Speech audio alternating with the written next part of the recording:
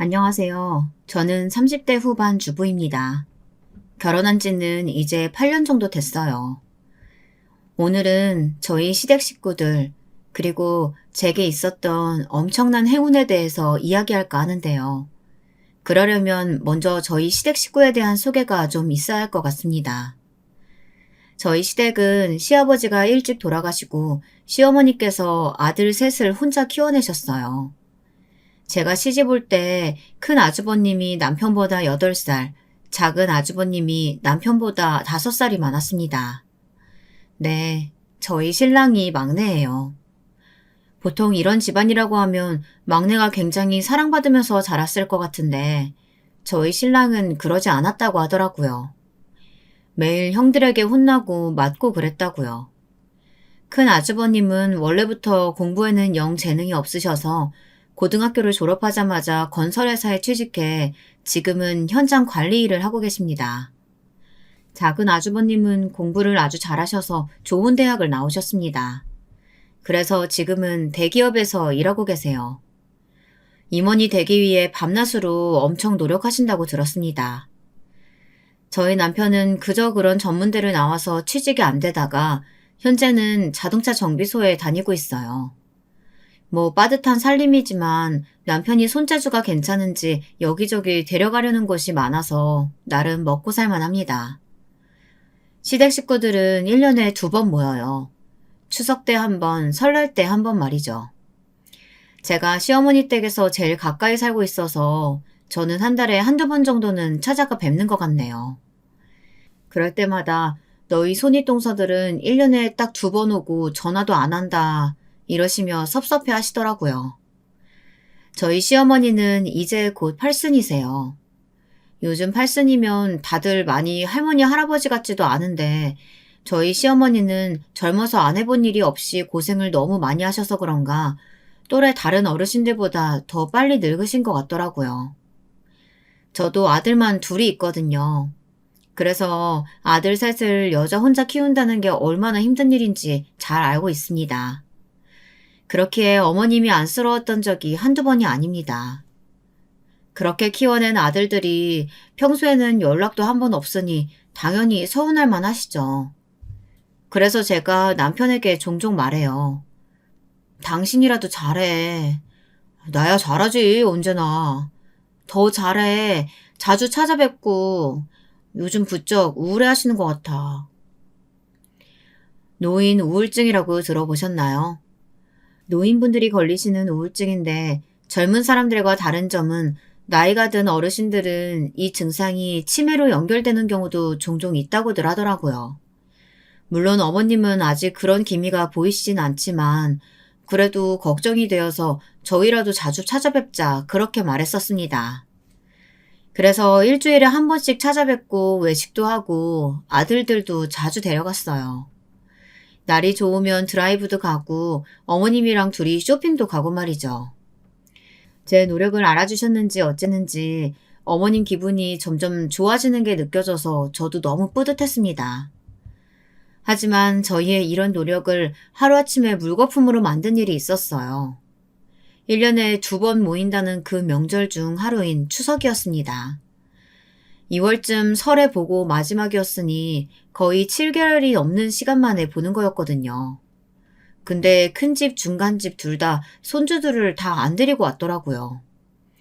1년에 2번 보는 손주들이라 어머님이 많이 서운하셨는지 한마디 하셨습니다. 애들은 왜 안 데리고 왔어? 얼굴 보고 싶은데. 애들 이제 입시 준비해야 되잖아요. 오늘도 학원 갔어요. 저희 집 애들은 오늘 오디션이 있다고 해서, 그리고 말 나온 김에 말인데요. 요즘 다들 명절 때 굳이 안 모이고 각자 집에서 휴가 가거나 하잖아요. 앞으로 저희도 그렇게 하면 안 될까요? 그거 너무 좋지. 어머님, 요즘 명절에 공항 가보세요. 다들 가족이라고 모이거나 그러지 않고 해외여행 가고 그런다니까요. 저희도 각자 편하게 그렇게 하는 게 어떨까요? 요즘 누가 명절에 만나서 제사 지내고 그래요. 이렇게 좁은 집에 다닥다닥 붙어서 자면서. 아니, 그래도 1년에 딱 2번 모이는 건데 어머님이 손주들 얼굴도 보고 싶고 그러실 거예요. 어머, 막내 동서 말 서운하게 한다? 우리가 뭐 안 온대? 명절에 안 모이면 명절 아닐 때 가끔 애들 데리고 와서 어머님이랑 밥도 먹고 그러면 되는 거지. 그러게. 막내 동서 우리 못된 사람 만드네. 다른 날 안 온다고 안 했는데? 속으로 퍽이나 오시겠어요 라는 생각을 했지만 어머님도 가만히 계시는데 제가 더 나서는 건 아닌 것 같아서 그냥 작게 한숨만 쉬었습니다. 어머님은 잠시 생각하시는 것 같더니 입을 떼셨어요. 애들 데리고 종종 올 게냐? 당연하죠. 그치 여보? 네 어머니. 저희도요. 명절에는 길게 쉬니까 저희들끼리 어디 놀러도 가고 싶고 그래서 그러는 거죠. 뭐 아닐 때는 그냥 놀러 올게요. 애들 데리고. 네, 그럴게요. 그렇게 하시죠, 어머니. 마치 다 짜고 온 것처럼 죽이 아주 그냥 착착 맞더라고요. 그런 모습을 보니 한숨이 나왔지만 어머님은 그래도 그 말을 믿으신 건지 아니면 믿고 싶으신 건지 작게 웃으며 고개를 끄덕이셨습니다. 그리고 거의 1년 가까이 지났지만 두 가족 다 한 번도 어머님 집에 찾아오지 않았어요. 저는 예상했던 결과였지만 어머님의 우울증은 날로 심해져 갔습니다. 왜 아니겠어요. 전화해도 바쁘다고 제대로 받아주지도 않은 것 같던데요, 뭐. 저희가 잘해드리는 것만으로는 한계가 있었습니다. 아무리 저희가 잘한다고 해도 어머님이 서운하고 보고 싶은 사람은 또 있는 거니까요. 결국 남편이 못 참고 형들에게 전화를 돌렸어요. 좀 너무한 거 아니야? 어머니 지금 손주는 보고 싶고 형님들한테는 서운해서 알아 누우셨어. 명절 때 안 오는 대신 종종 찾아뵙는다면서요. 지금 1년이나 지난 거 알고 계세요? 전화도 한 통 안 한다면서요? 막내가 어디서 형님들을 혼내냐는 말만 들었어요. 물론 그 효과가 없진 않았는지 그 뒤로 한 번 오긴 했습니다. 그마저도 반나절도 안 머물다 돌아갔어요. 그러고 또 수개월째 연락 한 번이 없는 것 같더라고요. 니네가 나 때문에 고생이 많다. 아유, 그런 말 하지 마세요. 저희가 막 엄청나게 잘해드리는 것도 아닌데요, 뭐. 그럴 때면 아니라고 너네만큼 잘하는 애들 못 봤다면서 항상 웃으며 말씀해 주셨어요. 어느 날은 어머님도 포기하셨는지 저를 불러다가 이런 말씀을 하시더라고요. 평생 가야 먼저 지 엄마한테 연락도 안 하는 자식들 다 필요 없다. 니들만 있으면 되지 뭐. 그리고 마음이 좀 편안해지신 건지 우울하시던 것도 점점 좋아지는 것 같았습니다. 남편도 저도 앞으로 그냥 이렇게 살자고 이게 오히려 마음이 편하다고 막 그랬어요. 그러던 어느 날이었습니다. 어머님께 전화를 드렸는데 받지 않으시더라고요. 목욕탕 가셨나? 원래 평소에 목욕탕을 자주 가시던지라 그냥 그런가 보다 생각했습니다. 하지만 한참이 지나도 전화가 걸려오지 않았어요. 원래 부재중이 떠 있으면 언제나 먼저 전화를 해서 무슨 일 있냐고 물으셨거든요. 근데 너무 조용했습니다. 그래서 한 번 더 전화를 걸었어요. 여전히 받지 않으셨습니다. 무슨 일 있으신 건 아니겠지? 그제야 좀 불안해지기 시작했어요. 그래서 얼른 어머니 집으로 달려갔습니다. 벨을 눌러도 아무 기척이 없길래 알고 있는 비밀번호를 누르고 집으로 들어갔어요. 어머니! 거실 한가운데 어머님이 쓰러져 계셨습니다. 놀라서 어머님을 크게 불렀지만 아무 기척이 없으셨어요. 서둘러 119에 신고를 하고 혹시나 하는 마음에 어머님 코 쪽에 떨리는 손을 대보니 아직 숨을 쉬시더라고요. 119가 도착하고 응급실에 가서 갖은 검사를 다 받았습니다. 검사 결과 경미하긴 하나 뇌출혈이 있다고 하더군요. 작긴 하지만 시간이 좀 지나서 후유증이 좀 있을 수 있다고요. 생명에는 지장이 없다는 말에 가슴을 쓸어내렸습니다. 그렇게 어머님 입원 수속을 마치고 한시름 놓고 어머님이 깨어나기만을 기다렸어요. 연락받고 일을 일찍 마치고 달려온 남편이 병실 문을 벌컥 열고 들어왔습니다. 무슨 일이야? 사색이 된 남편에게 차근차근 어머님의 상태를 말했어요. 남편은 한참을 어머님을 안쓰러운 얼굴로 바라보다가 뭔가 생각난 듯 일어났어요. 왜? 형님들께 전화해야지.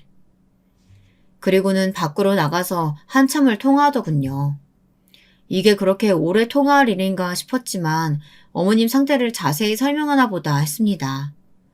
그런데 돌아온 남편의 눈가가 빨갛게 달아올라 있더라고요. 그리고 어딘가 감정적으로 격양되어 보였습니다. 왜 그래? 당신 울었어?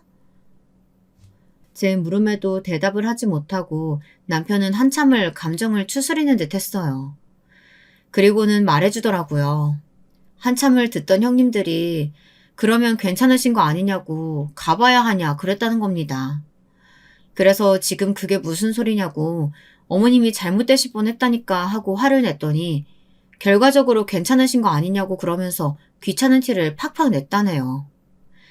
그 이야기를 듣는데 눈물이 났습니다. 자기가 다 서운하고 서러웠다고요. 어머님한텐 절대 말씀드리지 마. 듣는 나도 이런데 어머님 직접 들으시면 어떠시겠어. 당연하지. 그리고 안 내려오시면 진짜 가만히 안 있을 거라고 그랬더니 둘 다 내려오긴 한데. 정말 한숨만 나왔습니다. 아직 정신이 돌아오지 않아 눈을 감고 계시는 어머님을 보고 저는 눈물을 훔쳤어요.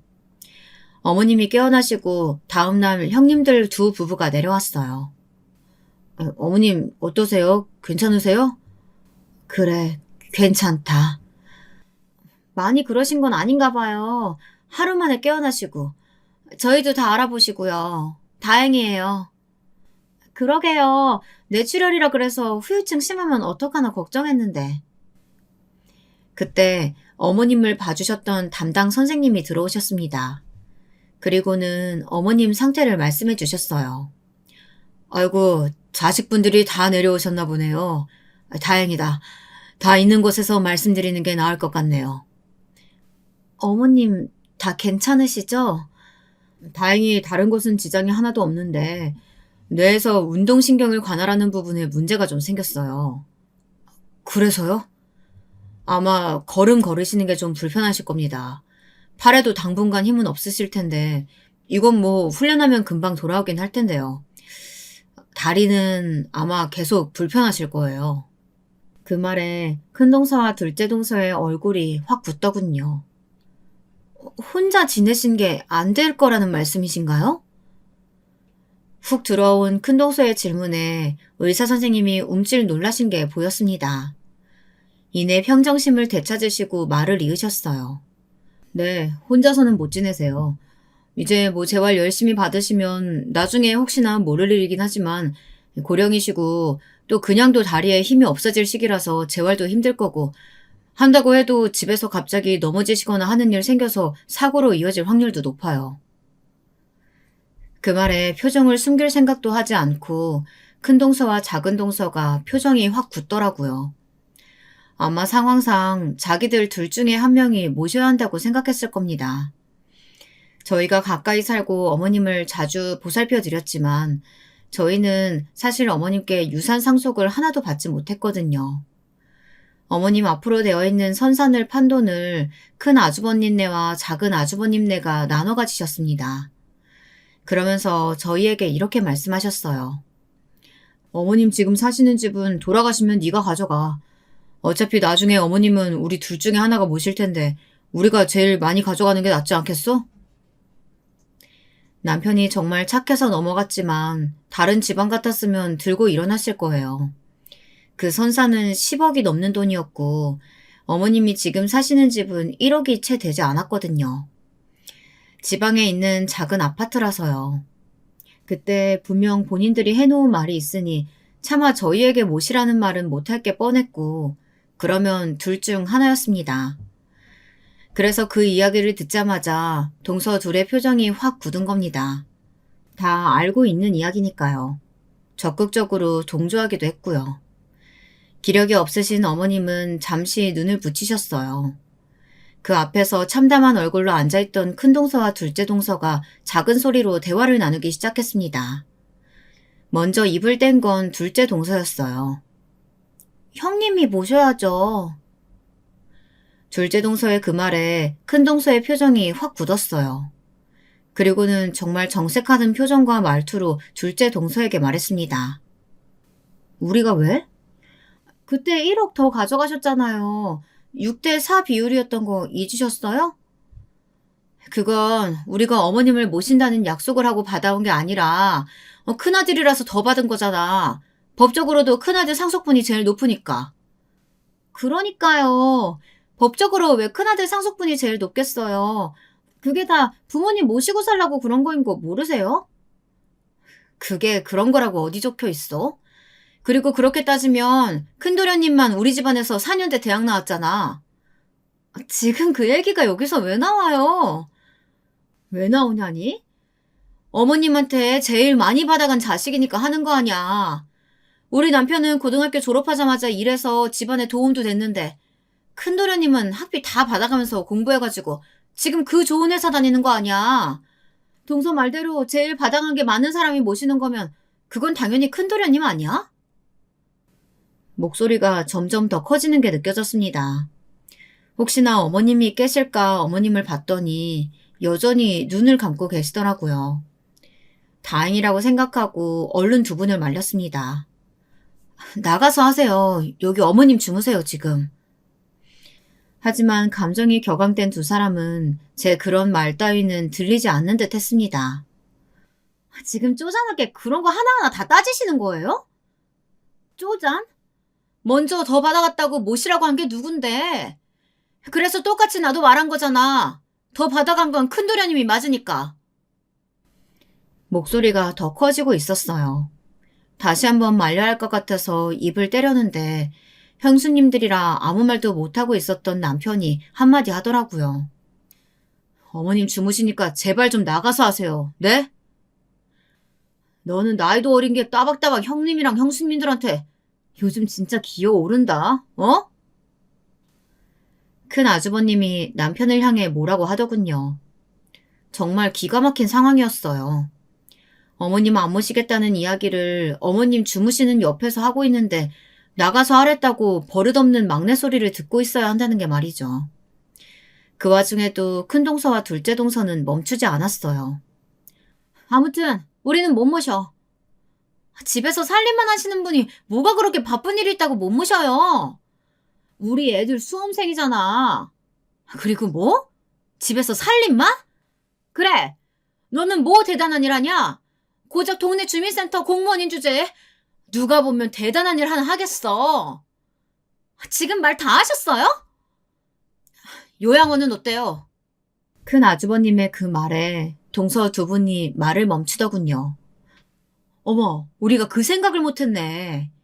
그러게요. 비용이 얼마나 하나? 요즘은 시설도 괜찮대요.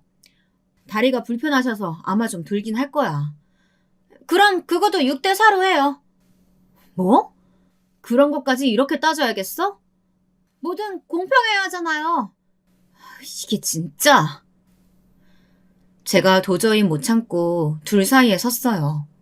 그리고 낮지만 무겁게 말했습니다. 제가 모셔요. 제가 모실 테니까 여기서 그만하세요. 진짜 너무들 하신 거 아니에요? 지금 어머님 아픈 병실에 와서 뭐 하는 짓들이세요? 뭐? 막내 동서가? 진짜로? 모신다고? 왜요? 싫으세요? 제 그 말에 제 마음이 바뀔까봐 둘 다 손사래를 치더군요. 아니. 그래주면 우리야 너무 고맙지. 그래. 어머님도 원래 지나던 곳에서 지내는 게 더 좋으실 거고 원래 동서랑 어머님이랑 사이도 엄청 좋았잖아. 금방 웃으며 그렇게 말하는 모습에 정말 없던 정도 다 떨어지더라고요. 그렇게 그 두 부부를 보내고 나니 정말 진이 다 빠지는 기분이었어요. 그렇게 어머님은 저희 집에서 같이 사시게 됐어요. 어머님은 면목 없어 하셨습니다. 그러면서 저에게 계속 말씀하셨어요. 재활 열심히 받아서 금방 나가도록 하마. 그러실 필요 없어요. 어머니 다 나으셔도 저는 어머니랑 살래요. 그렇게 어머니 병수발 아닌 병수발이 시작됐어요. 물론 힘들지 않았다면 물론 그건 거짓말일 겁니다. 다리를 제대로 쓰지 못하는 어르신을 모시는 건 생각보다 체력적으로 힘든 일이었어요. 하나도 혼자서 할 수 있는 일이 없으니까 말이죠. 어머님도 그런 저에게 미안하기도 하고 본인도 불편하셨는지 재활을 열심히 받으셨어요. 하지만 의사 선생님의 말처럼 안 그래도 다리 힘이 빠질 시기인 고령의 어르신의 재활이 제대로 될 리는 없었습니다. 마음대로 가고 싶은 곳도 갈 수 없고 화장실도 본인 의지로 제대로 갈 수 없는 어머님은 어머님 본인도 힘들어하셨어요. 그렇게 3년이라는 세월이 흘렀습니다. 저희는 그렇게 서로에게 맞출 부분은 맞춰가며 또 적응해갈 부분은 적응해가면서 잘 지냈어요. 어머님도 그전처럼 힘들어하지 않으셨고 저도 요령이 많이 생겨서 처음처럼 힘들지도 않았고요. 그리고 제가 볼 일이 있는 날은 하루 정도만 봐주시는 전문 요양사분을 불러다 쓰기도 했고요. 그분이랑도 친해져서 이제는 그렇게 고생스럽지도 않은 단계가 되었습니다. 올해도 연락 없지? 아버님 제삿날이었어요. 제가 처음 모시기로 했을 때는 자주 찾아오겠다, 매달 어머님 생활비 명목으로 돈을 조금이라도 보내겠다, 이런 입에 발린 소리들을 얼마나 했는지 몰라요. 형님네 그 두 부부들이 말이에요. 하지만 이쯤 되면 모두가 예상하실 수 있듯 제대로 지켜지지 않았습니다. 처음 3, 4개월 정도 한 달에 30만 원 정도 되는 돈이 양쪽에서 들어오다가 끊겼고 처음 저희 집에 오신 뒤 6개월 뒤엔가 한번 내려와서 어머님 얼굴 잠깐 뵙고 간 뒤로 명절이다, 아버님 제사다 한 번도 안 챙겼어요. 아직도 기대를 해? 혹시나 해서 물어본 거야. 나이 들면 정신 차리는 사람들도 있다잖아. 그 두 부부에게는 일어나지 않을 일인 것 같았지만요. 그렇게 포기할 건 해가며 나름 평화롭게 살아가던 어느 날이었어요. 어머님이 방 안에서 저를 부르는 소리에 어머님이 계시는 방으로 갔습니다. 무슨 일이세요? 내가 방금 누워서 뉴스 보다가 갑자기 생각난 게 있다. 뉴스에서는 신소재 개발로 어떤 처음 들어보는 회사의 주식이 연일 고공행진이라는 뉴스가 나오고 있었습니다. 그걸 보고 갑자기 뭐가 생각나신 건지 궁금해서 물었어요. 저걸 보고요? 말씀하세요. 예전에 나 옆집 살던 할매 알지? 네, 백할머니. 어머님이랑 정말 친하게 지내셨는데 어느 날 갑자기 아프다는 소식이 들리더니 순식간에 돌아가셨거든요. 그걸 보면서 어르신들은 정말 아프면 순식간이다라는 말을 하면서 남편과 어머님께 잘하자 했던 기억이 났습니다. 그 할매가 나한테 지 아들이 일하는 회사인데 나중에 엄청 대박 터질 거라면서 주식인지 뭔지 사주라는 거야. 근데 나는 그거 뭐 어떻게 한지도 모르고 위험한 거 아닌가 싶어서 한사코 거절했는데 그 할매가 나를 은행에 끌고 가서 통장도 만들어주고 뭐 저금하는 거나 마찬가지니까 돈 좀 넣으라고 해가지고 내가 돈을 넣은 적이 있거든. 어머니가 주식을 하셨었어요? 제가 너무 놀라서 물었습니다.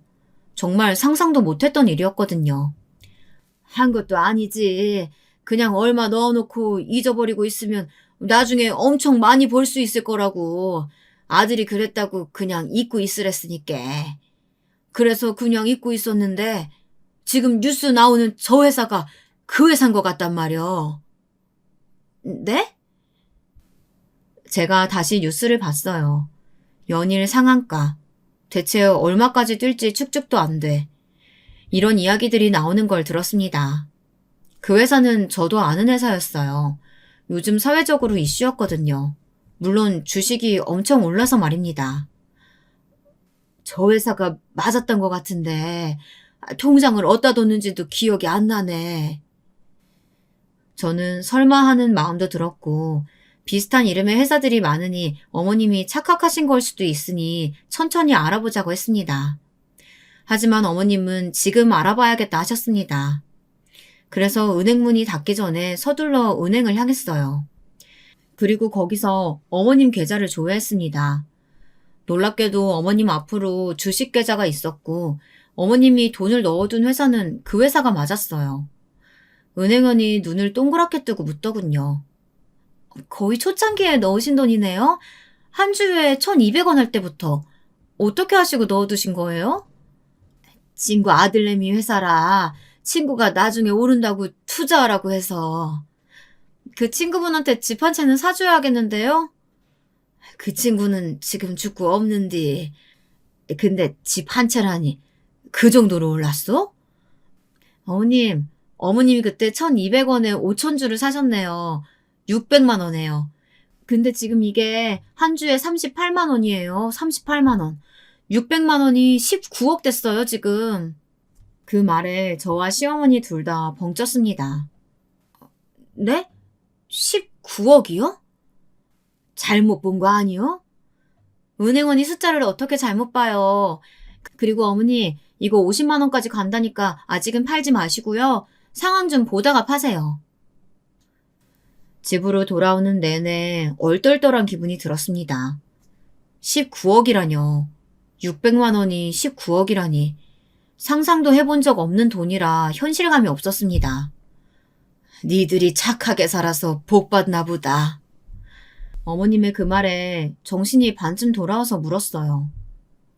어머님이 복 받으신 거죠. 제가 왜 복을 받아요. 다 니들 줄 거니까 그렇지. 그게 무슨 소리세요.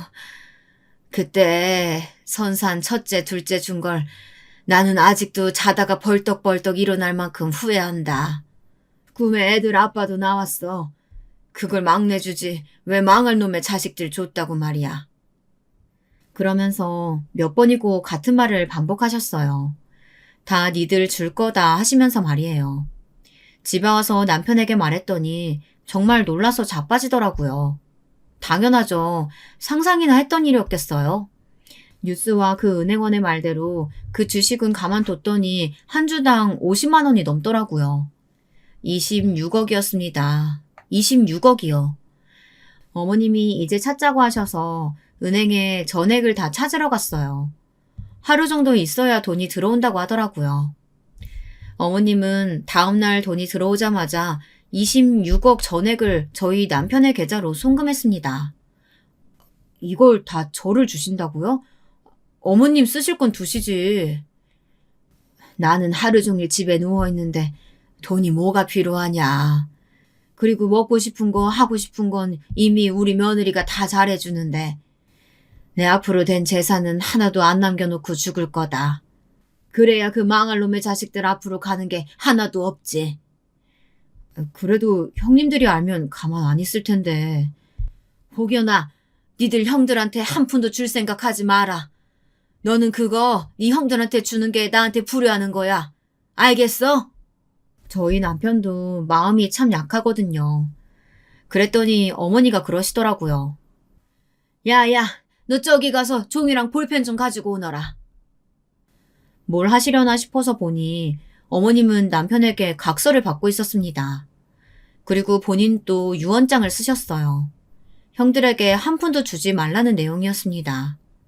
그리고 본인 유언장에도 같은 이야기를 쓰셨습니다. 나는 네가 네 형들한테 이 돈 한 푼이라도 주면 지하에서도 눈 못 감을 거요. 알겠어? 네, 알겠어요. 꼭 무슨 일이 있어도 한 푼도 안 줄게요. 안심하세요. 하지만 어머님은 남편의 그 말에도 썩 믿음이 가지 않는 건지 다음날 저보고 변호사 사무실에 좀 가자고 하시더라고요. 공증인지 뭔지를 받아야겠다면서요. 이렇게까지 하셔야겠어요? 네 마음이 너무 약해서 안 돼. 그리고 걔아들도 꿈도 못 꾸게 해야지. 그렇게 어머님은 본인 뜻대로 유언장을 공증까지 받으셨어요. 그리고 언젠가 돌아가실 거라면서 팔지 않고 뒀던 집도 정리하셨습니다. 그 집도 그새 좀 올라서 1억 정도 했던 집이 3억 가까이 되더라고요. 그걸 보면서 우리 어머님 참 말년에 재물복이 있으시구나 웃으면서 남편과 이야기했던 기억이 납니다. 물론 그 집을 판 돈도 한 푼도 빠짐없이 저희에게 주셨어요. 그리고 저희는 괜찮다 괜찮다 하는데 하도 크고 좋은 집으로 이사를 가고 싶다고 하셔서 어머님 마음에 드시는 크고 좋은 집으로 이사도 갔습니다. 이 동네에는 4억 정도만 줘도 정말 좋은 집에 살 수 있거든요. 그 집으로 이사를 온 날 어머니가 마음의 집을 덜었다며 너네에게 내내 미안했다고 웃으시더라고요. 어머님이 그렇게 편애하시는 걸 보니 말을 듣길 잘했다 생각했습니다. 남편은 일하던 정비소를 그만두고 어머님이 주신 돈으로 작게 정비소를 차렸어요. 워낙 손재주가 좋아서 동네에 모르는 사람이 없었던지라 소문이 금방 나서 남편의 정비소는 정말 손님이 끊이질 않았습니다. 손자들이 똑똑했으면 좋겠다 하셔서 어머님 말씀대로 아이들도 공부를 열심히 시켰어요. 다행히도 아이들이 잘 따라와줘서 성적이 쑥쑥 오르더라고요. 저희 집에는 정말 고민거리가 하나도 없었습니다. 그러던 어느 날이었어요. 생전 연락이 없던 큰동서와 둘째 동서가 저희 집으로 찾아왔습니다. 사실 이사하고 집 주소를 알려주지 않았는데 그 전집에 가서 전화를 했더라고요. 언제 이사를 갔냐면서요. 몇 년 만에 보는 그들의 모습이 좀 늙긴 했지만 그대로더군요. 무슨 일로 찾아왔나 싶었더니 들어와서 이사한 저희 집을 한참을 둘러보더니 이렇게 말하더군요. 그 집 한돈으로 이사한 거야? 그 집이라뇨? 오다가 들으니까 도련님 정비소도 오픈했다면서? 장사 엄청 잘 되나던데? 그 정비소도 그 집 한돈으로 연 거지? 듣자 하니 저희가 2년 전쯤 판 어머님이 원래 사시던 집이 재개발이 되면서 지금 시세가 6억 정도 된다고 하더라고요. 몰랐는데 그 소식을 이렇게 듣게 되더라고요. 저희 그 집 2년 전에 팔았어요. 뭐? 왜? 우리한테 상의도 없이? 그때 어머님이 휠체어를 타고 방 안에서 나오셨습니다. 내가 내 집 파는데 니들한테 왜 허락을 받아야 하냐? 어? 어머님의 등장에 동서 둘이 입을 꾹 다물었습니다. 아니, 많이 올랐으니까 이제 팔라고 말해주러 왔죠.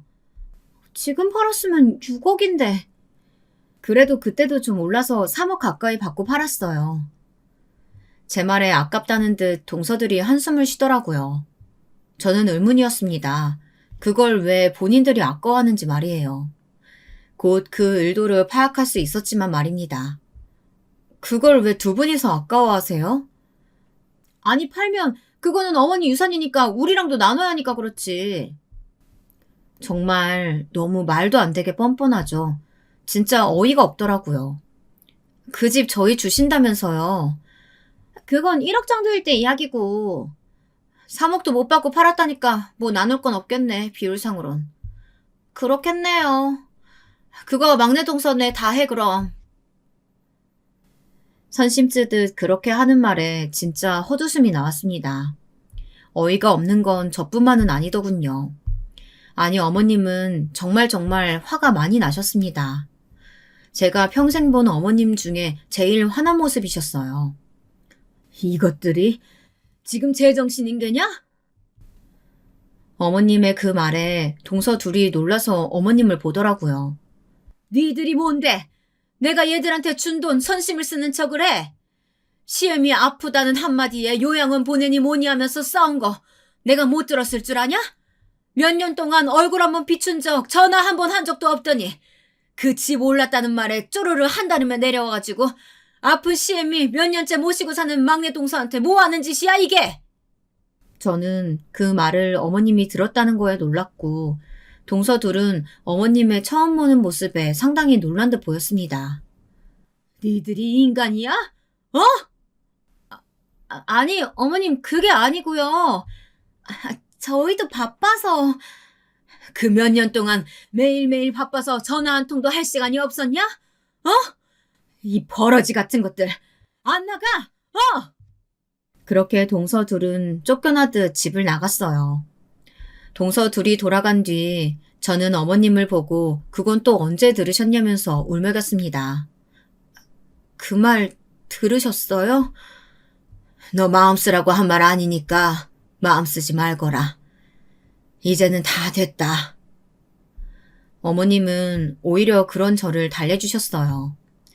집에 돌아온 남편에게 오늘 있었던 일을 말했습니다. 그랬더니 분노하더군요. 그리고 안 그래도 오늘 몇 년 만에 형님들에게 번갈아 가며 전화가 왔었다고 그러더라고요. 그리고 어머님 방에 가서 한참을 이야기하다 나오더라고요. 어머님이 그 일을 알고 계셨다는 것이 남편도 퍽이나 마음이 쓰였나 봅니다. 그때 어머님 말대로 하길 잘했어. 저런 사람들한테 돈 줬으면 어머니 말고 내가 제명에 못 죽었을 거야. 그렇게 해프닝 아닌 해프닝이 끝나고 또다시 일상으로 돌아갔어요. 그런데 어느 날 전화가 왔습니다. 큰 동서였습니다. 이 동네 내려왔다고 어머님은 뵙기 좀 그러니 저보고 좀 나오라고 하더군요. 집 근처 커피숍이라면서요. 또 무슨 말을 할까 싶어서 마음을 다잡았습니다. 어떤 기막히는 소리를 해도 절대 화내거나 놀라지 말자면서요. 나갔더니 동서 둘이 와 있더군요. 그리고는 팔짱을 끼고 저를 아니꼽게 보고 있었습니다. 앉자마자 주문도 하기 전에 큰 동사가 말하더군요. 내가 그날 이상한 소문 들은 게 있어서 아무래도 신경이 쓰여서 말이야. 무슨 소문이요? 그날 동서 이사 가기 전 집주인이 그 집 주인 할머니가 가지고 있던 주식이 대박 나가지고 뭐 이사도 가고 정비소도 차렸다고. 다 늙은 노인네가 주식은 무슨 주식인가 싶어서 말도 안 되는 소리라고 생각했는데 생각해보니까 말이 안 되잖아. 3억도 안 되는 돈으로 그 큰 집이랑 막내 도련님 정비소를 어떻게 차려? 그거 궁금해서 내려오셨어요? 우리도 알 건 알아야지. 그거 알아서 뭐 하시게요? 저한테 달라고 그러시게요? 소문에는 뭐 20억은 된다고 그러기도 하던데 그건 부풀려진 걸 거고 그래도 10억은 넘을 거 아니야. 그 아파트의 정비소 그러면 13억 원이면 우리가 선산으로 가져간 돈이 큰형님네가 6억, 우리가 4억인데 너무 불공평하잖아. 나눠야지 당연히. 그걸 왜 저한테 말씀하세요? 그 말에 또 자기들끼리 눈치를 보더군요. 어머님은 안 주실 것 같으니까 그렇지. 그러면 못 받으시는 거죠. 그건 어머님 돈인데. 그건 아니지. 어머님 상속제도라는 게 있는 건데. 그건 어머님 돌아가셨을 때 상속해줄 사람이 없으면 법적으로 나누는 비율이고요. 어머님 살아계실 때 어머님이 직접 주신 건 나눌 필요가 없다고 들었는데요. 어머머머, 그걸 다 알아봤어? 역시 착한 척 하더니 여우라니까, 여우? 두 분 다 돌아가세요. 저희 어머님한테 그 돈 받을 때 두 분 집에 한 푼도 안 준다는 각서 쓰고 받았어요. 그 말에 그게 무슨 소리냐는 듯 묻더군요. 그건 또 무슨 소리야? 어머님이 이 돈 한 푼이라도 두 형님네 집안으로 가면 저 세상 가서도 눈 못 감을 거라고 절대 한 푼도 주지 말라고 각서 쓰게 하셨어요. 남편한테. 그 말에 동서 둘 다 놀란 것 같더라고요. 그렇게까지 한 줄은 정말 꿈에도 몰랐겠죠. 그런 말까지 들으니 이제는 좀 상황 파악이 되는 것 같더라고요. 어머님이 절대 자기들에게는 한 푼도 주지 않을 거라는 걸 말이죠. 그래도 가족인데 아예 안 줄 건 아니지? 그 전에 얼만데? 얼마 내보신 건데? 그래, 아니, 가족끼리 그러는 거 아니다. 진짜 노인네가 주식하는 방법은 어떻게 알고 그걸로 돈을 버셨대? 가족이요? 서로 안 모시겠다고 어머님 주무시는 앞에서 싸워서 그걸 다 듣게 해놓고 몇 년 동안 전화 한 통도 없다가 돈 때문에 내려온 사람 보고 가족이요? 제가 형님들한테 한두 번 속나요? 입을 삐쭉삐쭉 거리더라고요. 그래도 포기가 안 되겠는지 다시 말을 시작했습니다. 그래서 얼만데? 말해주지 말까 하다가 배 아프라고 말해줬어요, 그냥. 그리고 그때 어머님이 자문을 다 구해서 주신 돈이라 법적으로 저쪽에서 소송을 걸든 뭘 하든 저희에게 받아갈 수 있는 돈은 없다는 걸 알고 있기도 했고요. 25억이요. 친구 아들분 회사에 넣어두신 돈을 잊고 계시더라고요. 뭐? 25억?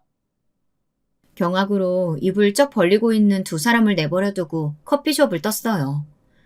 뒤에서 저를 애타게 부르는 소리가 들렸지만 돌아보지 않았습니다. 그리고 집에 가서 어머님과 남편에게 말했어요. 이런 일이 있었다고 동서들에게 전화가 올지도 모른다고 말이죠. 어머님은 그것들 징글맞다고 고개를 저으셨지만 남편은 세상에 비밀이 어디 있냐며 언젠가 알게 될 일이었다 하더라고요. 아니나 다를까 다음날부터 저와 제 남편에게 하루에도 몇 통씩 전화가 왔습니다. 저는 동서들에게, 남편은 형들에게서 말입니다. 25억. 그 돈밖에 모르는 양반들이 눈이 뒤집힐 만한 액수긴 하잖아요. 동서들은 서로 자기가 어머니를 모시겠다고 하더군요. 저렇게 의도가 뻔해 보이는데 어느 누가 그 집으로 가고 싶어 할 거라고 그런 소리를 하는지 원. 남편의 형들은 남편에게 전화해서 구체적인 액수와 정황, 그리고 저희가 얼마를 받았는지 그런 것들을 물어봤다고 합니다. 그렇게 한동안 쏟아지는 전화에도 저희 부부는 어머님의 뜻을 따르겠다는 말만 반복했어요. 그러고는 한동안 전화가 없었어요. 물론 이대로 포기할 사람들이 아니라는 건 잘 알고 있었습니다. 그래서 어느 날 두 부부가 다 집으로 찾아왔을 때도 그러려니 했어요. 다만 어머님이 너무 힘드실까 걱정되었을 뿐이죠. 어머니, 저희한테 아무리 섭섭하셔도 그렇죠. 이러시면 안 되죠. 네, 이건 아니죠. 그래도 저희도 자식인데 물론 막내에게 가장 많이 주는 것까지는 당연히 이해합니다. 하지만 이건 아니에요. 어머니가 소파에 가만 앉아서 그 말을 듣고 계셨습니다. 그래서 좀 알아보니까 부모님 모실 때는 절반 이상 가져가는 게 판례가 있더라고요. 25억의 절반이면 12억 5천이니까 13억은 막내가 가지고 나머지는 저희가 나누게 저희 주세요. 절반이나 가져간다고요? 막내 동서, 어머니 우리가 모신다니까. 큰아들 내가 모시는 게 당연한 건데 여태 내가 소원했어. 미안해. 언제는 저희 애아빠가 집안에서 가장 받아간 게 많으니까 저희가 모시는 게 맞는다면서요. 형님 말 따라서 저희가 모실게요. 절대 싫다고 큰아들이 하는 거라며. 이제라도 저희랑 사시는 건 어떠세요? 정말 개판이더군요. 어머님은 여전히 아무 말 없이 듣고만 계셨습니다. 대충 알아봤더니 이 집이 막내가 계약할 때쯤 가격이랑 거기 정비소 낸 거 합치면 한 10억 정도 되겠던데. 그럼 나머지 다 저희들 나눠주시면 되잖아요. 보니까 도련님 정비소 장사도 엄청 잘 되던데. 이미 산 집, 이미 차린 정비소 팔아서 달라는 것도 아니고 그 정도는 해주세요. 그래도 막내 도련님이 제일 많이 가져가시는 거니까 보상 충분히 받은 거나 다름없는데.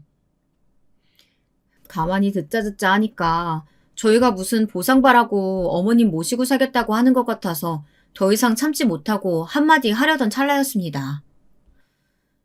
야야, 그거 좀 들고 온나. 뭐 말씀하시는 거예요? 내 유언장 쓴 거. 그제야 제가 알아듣고는 아 하고 어머님이 쓰신 유언장을 찾으러 어머님 방 안으로 들어갔습니다. 뒤에서는 어머님 유언장도 쓰셨냐며 수정해 주실 거죠 같은 말들이 들려왔어요. 제가 금방 유언장을 찾아서 들고 나가 어머님께 드리자 어머님이 그 유언장을 그 두 부부 사이로 던져버렸어요. 큰 아주버님이 얼른 낚아채 읽기 시작하셨습니다. 나 김인수는 내 전 재산인 25억 9천만 원과 아직 정리 안 한 살던 집 일체를 막내 아들 김영민에게 오늘 날짜로 모두 상속한다. 이 상속된 재산은 내 살아생전엔 물론이고 죽어서도 자기 형제들에게 나눠줄 수 없으며 의무도 없다. 어머니! 내가 얘들한테 신신당부했다. 니들한테 한 푼이라도 주는 날엔 내가 죽어서도 눈 못 감을 것 같다고. 천하의 불효자식 되고 싶지 않으면 니들한테 돈 한 푼도 주지 말라고. 그니까 애들한테 돈 뜯어낼 생각이랑 하덜 말거라. 법적으로 문제없게 상속했고 이 유언장도 다 공증받은 거니까 니들이 무슨 수를 써도 안 돼. 어머님이 이 정도로 치밀하게 준비하셨을 거라고는 전혀 생각하지 못했다는 듯 두 부부 다 잠시 동안 어안이 벙벙한 얼굴로 앉아있더라고요. 아니 어머님, 저희에게 아무리 섭섭한 게 많으셨어도 그렇지 이건 너무하신 거 아니에요? 저희 애비도 자식이에요. 니들이 언제 나를 부모 취급했다고 이제야 자식이라는 거냐? 저희가 어머니 잘 못 챙긴 것도 맞고 어머님 섭섭하신 것도 맞지만요. 그렇다고 그 큰 돈을 막내한테 다 주시면 어떡해요? 내가 내 돈 가지고 알아서 하는 건데 니들이 왜 자꾸 입을 대? 나는 다리 못 쓰고 누워있으면서 그날 니들이 나 요양원 보내니 많이 하는 이야기 생각할 때마다 그때 선산을 왜 니들한테 줬는지 너무 한스러워서 밥도 못 넘겼다. 그 말에 아주머님 두 분 다 움찔하시는 게 느껴졌어요. 너네가 애들한테 전화해서 돈 달라고 들들 볶는 거 내가 모를 줄 아냐? 어? 자꾸 그러면 변호사 사무실 찾아가서 줬던 것도 다 달라는 소송인지 뭔지 걸 거다. 내가 전에 물어보니까 하려면 할 수 있다더만. 어머니, 저희가 진짜 정말 잘못했어요. 그러니까 이제라도 잘할 수 있게 반성할 수 있는 기회를 주세요. 네, 어머님. 저희 집에 가셔서 저희랑 사세요. 아니요, 어머님. 형님 집에 가시면 수험생들이 있어서 숨도 제대로 못 쉴 거예요. 저희 집으로 가세요. 제가 일 그만두고 어머님 모실게요. 뭐? 동서, 지금 말 다 했어? 제가 뭐가요? 전에 한번 갔더니 화장실 가는 것도 뭐라고 하셨잖아요. 애들 물소리 거슬려 한다고. 그런 집에서 어떻게 아픈 어르신을 병간호하겠다고요? 이거랑 그거랑 같아? 뭐가 다른데요? 뭐 어머님이 가면 걔들이 수험생이 아닌 게 된대요? 어머님이 싸우는 둘을 향해 소리를 쳤어요. 그만! 당장 이 집에서 나가! 어머님의 그 소리에도 한동안은 나가지 않고 미안하니 돈을 막내한테 다 주는 건 아닌 것 같다느니 그런 소리들을 하다가 어머님이 경찰을 부른다 하시니 결국은 물러나더라고요. 그 두 부부가 돌아간 뒤 어머님이 저희를 부르셨습니다. 절대 주면 안 된다. 알겠지? 네, 저도 형님들 미워요. 하지만 그 부부들은 포기하지 않았어요. 시간만 나면 저희 집 주변으로 찾아왔습니다. 어머님이 절대 말을 들어줄 것 같지 않자 저와 남편에게 회유와 협박을 하기 시작했어요. 물론 들은 척 하지도 않았지만 말입니다. 어머님이 안 준다고 했다고 동서까지 이럴 수 있어? 막내 동서 순하게 생겨서 욕심 진짜 많은 사람이었네? 전 재산을 기부하면 했지 두 분께는 절대 안 주기로 남편이랑 이야기 다 끝냈어요. 뭐? 기부? 미쳤나봐. 두 분 주느니 그게 낫죠 뭐. 남편의 형들은 남편의 직장까지 찾아와서 행패를 부린 것 같더라고요. 하지만 이미 저희 집 사정을 아는 동네 분들이 많으셔서 손가락질 당하고 돌아가셨다고 합니다. 아니 저 형들은 지 엄마 돈 없다 할 때는 막내 동서한테 맡겨놓고 한 번을 안 내려오더니 주식으로 대박 났다니까 매주 찾아와서 돈 달라고 난리치고 지들이 모시겠다고 난리치고 그러네. 뭐 저런 자식들이 다 있어 그랴. 그 뒤로는 그 두 부부 중 한 명의 얼굴이라도 보이면 사람들이 손가락질했어요. 하도 내려와서 시끄럽게 만드는 바람에 주변에 사는 동네 주민들은 얼굴을 외웠거든요. 그래서 이제는 자주 내려오지도 못하고 매번 전화나 문자로 난리를 치고 있네요. 정말 못 받을 것 같으니까 그 빈도수가 높아져서 전화번호를 바꿔야 하나 고민 중입니다. 뭐 물론 금방 알아낼 것 같긴 하지만요. 한 번은 저녁 늦게 전화를 했다가 어머님께 걸려서 욕을 한 바가지로 먹었어요. 며칠 조용했지만 금방 다시 시작되더군요. 저희는 어머님의 재산을 바라고 어머님을 모신 건 아니지만 사람이 착하게 살면 복을 받는다는 말이 저희에게는 맞는 일인 것 같습니다. 정비소는 점점 더 잘 되고 있거든요. 조만간 확장할 예정이고요. 저희가 세 식구 중에 가장 힘든 축에 속했었는데 이제는 비교도 할 수 없게 풍족해졌어요. 뭐 그래서 더 행복해졌다기보다는 그냥 할 수 있는 것들이 많아져서 편해진 건 있습니다. 남편과는 어머님께 받은 돈의 일부를 조만간 기부하자고 이야기 끝냈어요. 그리고는 그들에게도 알려주려고요. 아무리 난리쳐봐야 우리는 기부를 했으면 했지 그들에게 한 푼도 줄 생각이 없다는 사실을 말입니다. 어머니는 다행히도 재활운동이 조금 진전되어서 뭔가 짚고 다니시면 어느 정도는 걸을 수 있게 되었습니다. 물론 10분 이상은 무리지만요. 그걸 기념해 조만간 명절에 맞춰서 저희 가족끼리 어머님과 다 같이 해외여행을 갈 생각입니다. 다들 간다는 그 명절 해외여행 저희도 이번에 가보려고요. 제 이야기는 여기서 끝낼게요. 마음을 착하게 먹으면 언젠가 큰 복이 예상치도 못한 순간에 오기도 하니까 여러분들도 오늘부터라도 그렇게 지내보세요. 혹시 아나요? 저 같은 일이 여러분에게도 생길지도요. 안녕하세요. 사연 채널이라는 걸 알게 된 이후로 유튜브 보는 재미에 빠져 사는 중년의 여자입니다. 설사 제 얘기를 여기에 올리게 될 줄은 몰랐는데요. 얼마 전 너무 기가 막히고 어이없는 일이 있어 이렇게 글을 쓸 수밖에 없게 되었네요. 일단 이야기에 들어가기 앞서 저희 시댁 식구들부터 말씀을 드려야 할 것 같아요. 저희 남편은 위로 형, 아래로 남동생이 있는 둘째예요. 시어머니와 시아버지는 젊었을 적에 두 분이 함께 막걸리 공장을 운영하셔서 그 돈으로 자식들 잘 키워 대학까지 보내신 분들이고요. 제가 시집 올 적엔 두 분 다 무척 바쁘게 일을 하고 계셔서 명절날 말곤 딱히 뵐 기회가 많진 않았지만 그럼에도 불구하고 제게 잘해주셨어요. 특히 시어머니를 생각하면 일찍이 돌아가신 저희 엄마가 생각이 날 정도로 따뜻하고 온화하신 분이었는데요. 시어머니는 절 처음 보았을 때부터 우리 아들내미가 무뚝뚝하고 해도 데리고 살아줘. 혹여나 저놈 자식이 잘못한 게 있으면 꼭 나한테 일러다 바치고 그럼 내가 아주 혼쭐을 내줄게. 이쁜 며느리 우리 집에 들어와줘서 고맙다 하면서 저를 이뻐라 해주셨어요. 사실 제가 별다르게 집안이 좋은 것도 아니었고 직업이 좋은 것도 아니었어요. 그냥 평범한 대학 나온 은행원이었고 시골에서 자라 집안도 그저 그랬거든요.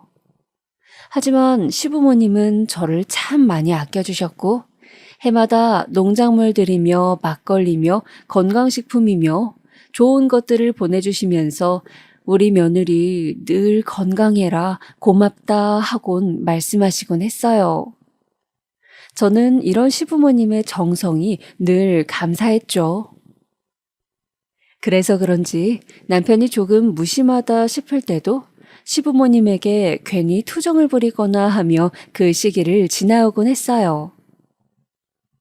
하지만 집안엔 이런 저를 질투하시는 분이 한 분 계셨는데요. 바로 저희 형님이셨어요. 동서도 괜찮은 사람이었고 저도 성격이 무난한 편이었는데 딱 한 사람, 저희 형님만 유독 튀는 분이셨어요. 아주버님이 결혼을 늦게 하셔서 형님은 제가 이 집안에 들어오고 난 후 오셨는데요. 아직도 형님에 관해 기억나는 에피소드가 있어요. 화려한 옷차림에 짙은 화장을 하고 이 집안에 처음 들어오시던 형님이 보자마자 저를 향해 이런 말을 했거든요. 어머, 나보다 나이가 적다고 들었는데 나이가 많아 보여 깜짝 놀랐지 뭐야? 웃으면서 하는 말이지만 들은 당사자는 그렇지 않잖아요. 순간적으로 저도 욱했고 당황스럽기도 했지만 그땐 첫 만남이라 어른들도 계시고 그냥 넘어갔어요. 근데 형님은 이외에도 늘 볼 때마다 저를 깔보는 발언들을 많이 하셨어요. 제가 시부모님의 사랑을 받는 게 싫었던 건지 괜히 저를 툭툭 건드리더라고요. 어머, 동서. 누가 요즘 그런 옷을 입어. 옷이 너무 촌스럽다. 꾸미는 거라도 잘하고 다녀야지. 그래야 나이 안 들어 보여. 동서, 백화점에서 옷 사. 시장 구석에서 사지 말고. 근데 오늘따라 피부는 왜 그렇게 안 좋아? 시술이라도 받아야 하는 거 아니야? 주름이 자글자글하네. 형님, 오늘 말이 좀 심하신데요? 저번에도 외모로 그러시더니 자꾸 저한테 왜 그러세요? 웃으라고 한 말이야, 웃으라고. 뭘 그렇게 정색하고 그래? 농담한 거 가지고. 가만 보면 동서 예민한 구석이 있다니까? 네, 저희 형님, 일단 기본적으로 상대의 옷차림이나 얼굴에 대한 지적은 기본이셨고요. 제가 거기에 반응을 하면 예민한 사람으로 몰아갔어요. 또 조금이라도 실수를 하면 그걸 가지고도 사골국물 우려먹듯 비웃어대곤 했어요. 특히 지식적인 부분에서 그랬는데요. 어느 날 TV에 나라 수도 외우기 퀴즈가 나왔어요. 러시아의 수도를 묻는 문제였는데 당연히 모를 수 있잖아요. 근데 제가 모른다고 하니 가족들 앞에서 대놓고 망신을 주더라고요. 아니, 동서, 그걸 몰라? 동서는 신문도 안 보나? 세상에. 혼잣말로 중얼거리듯 그런 말을 하는데 얼마나 창피하던지 얼굴이 새빨개지더라고요. 옆에서 시어머니가 모를 수도 있지, 나도 모른다 하셨기에 망정이지, 그렇지 않았다면 아마 그날 하루가 끝날 때까지 이 문제로 저를 들들 볶았을 거예요. 여기서 끝이 아니에요.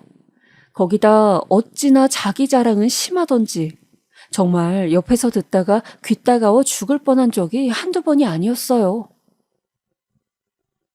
아니, 글쎄, 내가 차에서 내리는데 어떤 사람이 나한테 번호를 묻는 거야. 내가 그렇게 젊어 보였나? 아무튼 우리 여자들끼리만 있으니까 하는 얘긴데 요새 나한테 그런 일이 좀 많아. 타고나길 이쁘게 태어나서 그런가? 어렸을 때부터 늘 있었던 일이라 새삼 놀라울 건 없는데. 그래도 나이 먹어 우울하던 차에 너무 기분이 좋지 뭐야. 솔직히 말해 저희 형님이 이뻤냐고요? 아니요, 전혀 아니었습니다. 시어머니께서 가끔 아유, 화장이나 좀 옅게 해라. 밤늦은 길에 너 마주치면 귀신인 줄 알겠어. 하고 말씀하실 정도로 화장은 지나치게 떡칠을 하였고 입술은 거의 쥐잡아 먹은 듯 시뻘겋게 칠하곤 하였어요. 외모로 저도 사람 판단하고 싶지 않지만 솔직히 형님은 이쁨이란 것에 발도 못 미치는 외모였답니다. 그런데도 저희 앞에서 자꾸 그런 거짓말을 하시니 거짓말이라는 걸 알면서도 그렇게 말할 수가 없어 그저 입 다물고 수긍만 하였죠. 그런데 한 가지 더 형님이 자랑하시는 게 있었으니 바로 자기 직업이 의사라는 거였어요. 솔직히 그 직업 때문에 형님이 어깨를 피고 살았다 해도 과언이 아닙니다. 형님은 치과 의사였는데 꽤 경력도 있고 형님의 말에 따르면 매출이 전국에서 손에 꼽힐 정도로 많은 병원을 운영하고 있다 하셨어요. 어머님, 솔직히 말해서 저 같은 며느리 얻으신 거 행운 아니에요? 요즘 의사 며느리 얻기가 어디 쉬운가요? 거기다 치과 쪽은 더더욱 그렇죠. 돈도 잘 벌고. 그러면서 형님은 은근슬쩍 다른 며느리들보다 제가 훨씬 잘났다는 뉘앙스를 꼭 끼워 넣곤 했어요. 시어머님이 우리 며느리들은 공평하게 다 잘났다고 말씀하시면 어떻게 저희와 자기를 비교할 수 있냐며 발끈하기까지 했어요. 그런데 여기에 시아버지는 섭섭하게도 가만히 동조하시곤 했어요. 그래, 그건 네 말이 맞다, 큰애야. 나도 의사 며느리를 얻을 줄은 꿈에도 몰랐다. 정수채가 잘난 면이 있긴 하냐? 뭐 듬직한 구석도 없었는데 너 같은 애를 데려왔으니 사실상 집안의 자랑이지. 감사해요, 아버님. 가끔은 때리는 시어머니보다 말리는 시누이가 더 얄밉다고 조용히 동조해 주시는 시아버지를 보면 솔직히 섭섭한 마음도 들더라고요.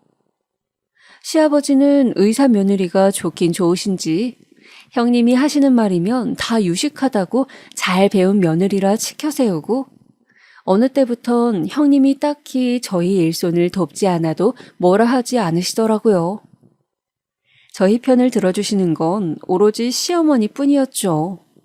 형님이 빈둥빈둥 아무것도 안 하고 있으면 그나마 시어머니께서 오셔선 아유, 너는 윗사람이 되어서 아무것도 안 하려 하면 어쩌니? 얼른 와서 거들어라.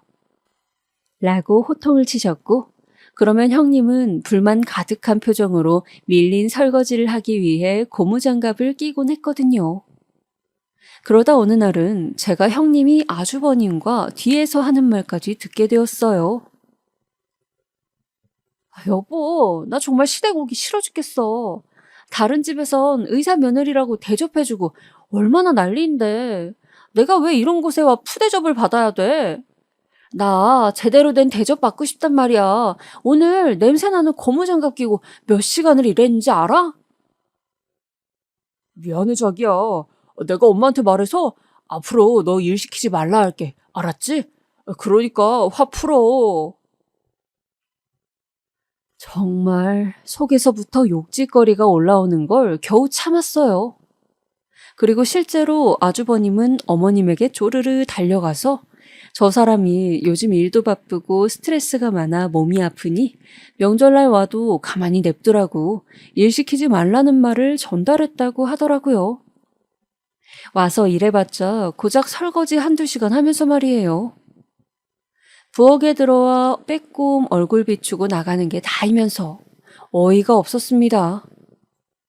또 가끔은 저런 사람이 어떻게 의사가 됐을까 싶을 정도로 어떤 방면에선 유치한 면이 있었지요. 아무튼 윗사람이라는 사람이 그랬기에 저와 막내 동서는 가끔 형님 비위 맞추는 일이 힘들어 둘이 있을 땐 한숨을 푹푹 쉬곤 했습니다. 동서도 힘들지? 네, 형님. 그래도 뭐 어쩌겠어요. 한 식구 됐으니 챙겨야죠. 거기다 큰형님이신데 이해하려 노력 중이에요. 동서도 마음이 착하고 여린 사람이어서 나긋나긋한 말투로 저에게 이해하자고 말하곤 했습니다. 저 역시 동서의 말을 듣고 그래, 그래도 한 식구고 어쨌든 가족이니 너무 밉게 보지 말자 고 생각하고 있었는데요. 그런 마음과 달리 형님과는 자꾸 갈등이 생기기 시작하더라고요. 처음엔 김장 사건 때부터였어요. 저희 집에서 김장 사건이라고 하면 다 알아듣곤 하는데요. 아휴, 그게 뭐냐면 저희 시어머니는 밖에서 사 먹는 김치는 비싸고 맛이 없다며 본인만의 비법으로 김장을 하시곤 하세요.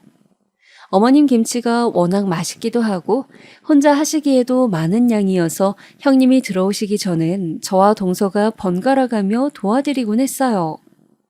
그런데 형님에게 말씀을 드리니 어머, 윗사람인 내가 빠질 수 없지. 꼭 참석해서 어머님 도와드릴게. 라고 하는 겁니다. 그래서 네, 그럼 형님, 어머님이 이날이 편하다고 하시네요. 요때 와주세요. 하고 헤어졌는데 갑자기 당일 형님에게 전화가 걸려온 거죠. 동서, 일 어쩌지? 내가 지금 말이야. 배가 너무 아파서 하루 종일 아무것도 못하고 있어. 오늘 출근도 못했거든. 네? 아이고, 어떡해요. 괜찮으세요? 괜찮긴 한데 아무래도 김장은 못 갈 것 같아. 동서가 대신해주면 안 될까? 내가 나중에 수고비라도 따로 챙겨줄게. 형님이 죽어가는 목소리로 전화가 걸려왔던지라 일단 곧바로 시댁으로 뛰어갔어요. 사람이 아프다는데 어쩔 수 없잖아요.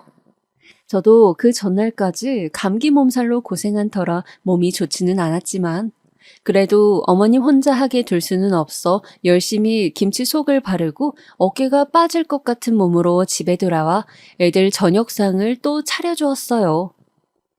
근데 그날 저희 아들이 SNS를 하다가 저에게 와서는 그러는 거예요. 엄마, 나도 놀이공원 가고 싶어. 데려가주면 안 돼? 아니, 너 놀이기구도 무섭다는 애가 갑자기 무슨 놀이공원이야. 놀이기구 안 타고 거기서 사진 찍고 놀고 싶어. 큰엄마도 큰아빠랑 갔단 말이야. 뭐? 아들의 말이 처음엔 무슨 말인가 했어요. 그런데 설마 하며 제가 확인한 SNS에는 정말이지 형님이 아주버님과 손을 꼭 붙잡고 찍은 사진이 있더라고요. 아, 기도 안 차. 화도 나지 않았습니다. 기껏 놀이공원 가려고 김장을 저에게 떠넘기고 둘이 희희낙낙 놀이공원을 다녀왔다니. 형님은 그렇다 치고 아주버님에게도 너무 실망스러웠습니다. 그래도 저 처음 시집 왔을 땐 내 동생이랑 결혼해줘서 너무 고마워요 하며 어디 여행 갔다 오면 제 선물도 챙겨주셔 정 많고 좋으신 분이라 생각했는데 이런 식의 야비한 짓을 하실 수 있는 분인 줄은 몰랐지요. 저는 그 길로 바로 형님에게 전화를 걸어 따지기 시작했습니다. 의사라는 양반이 똑똑치도 못하게 자기가 SNS에 올려놓고 그 사실도 깜빡한 건지 제가 놀이공원에 갔냐 묻자 아니라고 잡아떼더라고요. 형님이 올리신 게 아니면 누가 올린 건데요? 아주버님이에요? 지금 들어가서 사진 확인하세요. 저 있잖아, 동서. 그게 말이야. 내가 몸이 아파서 약 먹고 쉬고 있다가 아이가 잠깐 바람이라도 쐬러 가자 해서 그래서 나간 거야. 동서도 알다시피 내가 요 놀이공원 근처 살잖아. 내가 설마 동서한테 일 떠넘기려고 일부러 그랬겠어? 설마 그런 생각하는 거 아니지? 동서, 나 의사야. 그런 헛똑똑이 짓 안 한다고. 들켜놓고 발뺌하는 것도 웃기네요. 형님, 네, 저 정확히 그렇게 생각하고 있어요. 형님 저한테 일 떠넘기신 거잖아요. 김장 귀찮고 힘드니까요. 근데 형님은 헛똑똑이기도 하지만 그 전에 인간이 덜 되셨네요. 저 지금까지 명절날도 그렇고 형님은 빈번히 요리해야 할 때마다 빠지거나 늦게 오는 것까진 이해할 수 있었어요. 근데 이건 아니죠. 이게 지금 가족끼리 해서 될 행동이에요? 뭐라고? 지금 동서 말 다 했어? 인간이 덜 돼? 야, 내가 너보다 나이가 많아도 많고 너보다 직업도 좋아. 어디 감히 은행원 주제 나한테 대들어 대들긴? 가진 게 없으면 숙이기라도 잘할 것이지 어따 대고 인간이 덜 됐다 말았다야. 제 말에 형님은 완전히 흥분한 망아지처럼 날뛰기 시작했고 저는 그걸 듣고 있다 전화를 획 끊어버렸습니다. 도저히 이 인간하고는 말이 통하지를 않을 것 같더라고요. 그런데 김장에 감기 몸살까지 겹쳐 온몸이 아파 죽겠는데 이런 막말이나 들으니 괜히 서러워 눈물이 나더라고요. 집안일엔 관심도 없고 한 양반인 저희 남편까지도 옆에서 통화 내용을 듣고는 단단히 화가 나 형님 집에 뛰쳐간다고 난리였어요. 결국 이 일은 시어머니 귀에 들어가게 되었고 시어머니는 형님을 집에 불러앉히고 혼을 내셨다 했습니다. 그러면서 아가, 내가 큰애가 다시 못 그러도록 했으니 속상하더라도 마음 풀어라 하면서 저를 달래주셨어요. 시어머님 성격이야 한번 화를 내실 땐 또 엄하게 내시는 분이니 속으론 다행이란 생각도 들었지만 그 후로부터 아주버님 네 쪽과 저희 쪽의 사이는 완전히 갈라져 버렸죠. 어쩌다 명절날 보이면 거의 살얼음판 걷는 것처럼 분위기가 쎄했어요. 아주버님은 유독 형님 문제엔 민감하게 반응하시더라고요. 절 따뜻하게 맞아두시던 분이 세모눈이 되어 저를 보시고 제 남편에게도 그랬습니다. 제 남편이 조금만 형님에게 불평을 털어놓으려 하면 네가 형수 대접을 그따위로 하니 집안의 기강이 무너지지 않냐 라고 하면서 맹목적으로 비난하기 바빴죠. 정말 가재는 개편이라고 그 말이 꼭 들어맞았습니다. 그게 아주버님이 될 줄은 몰랐지만요. 그러던 어느 날 저희 집안에 아주 큰일이 생기고 말았습니다. 매일같이 등산을 하실 만큼 건강하시던 어머니에게 지병이 생기신 거였어요. 사실 저에게 시어머니는 친정엄마만큼 애틋한 존재였기 때문에 저는 그런 시어머니가 무척 걱정이 되었어요. 더군다나 시어머니의 건강이 유독 안 좋아지게 되신 건 제가 둘째 아들을 낳고 얼마 안 있을 때였어요. 또 손주가 생겼다고 너무 좋아하셔서 가끔씩 어머니를 뵈러 일부러 시댁에 들리곤 했었는데 언젠가부터 눈에 띄게 안색이 안 좋아지시더라고요. 어머님, 얼굴빛이 안 좋으신데 일 너무 무리하시는 거 아니에요? 이제는 좀 쉬엄쉬엄 하세요, 어머님. 아니다. 내 걱정은 말아라. 요즘 통 잠을 못 잤더니 잠깐 그런 게야. 그나저나 우리 손주 이뻐 죽겠네. 할머니한테 와봐라. 제가 병원에 가자 말씀을 드려도 시어머니는 한사코 거절하셨어요. 자기 몸은 자신이 제일 잘한다면서 말이죠. 제 남편의 고집 못지않게 한 고집 하시는 어머니인지라 저도 남편도 어쩔 수 없이 물러날 수밖에 없었는데요.